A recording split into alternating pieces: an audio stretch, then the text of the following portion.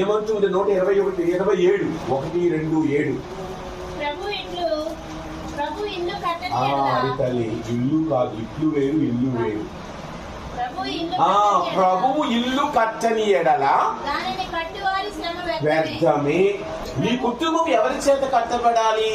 ఏదో అందరం చూద్దాం, మేము ఇల్లు కట్టుకుంటున్నాం, కరెక్టే. ఫాదర్ గారు ఇప్పుడు ఇల్లు కట్టుకుంటున్నాడు, ఒకసారి ఏదో రాళ్ళు ఇసుక సిమెంట్ తోటి కట్టుకున్నట్లు కాదు.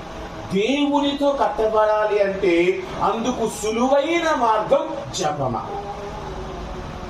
నేను మొన్న చెప్పినట్లుగా పామరుడు సైతము చెప్పగలిగిన మాల జపమాల, చదువు రాని వాడి సైతము చెప్పగలిగిన మాల జపమాల.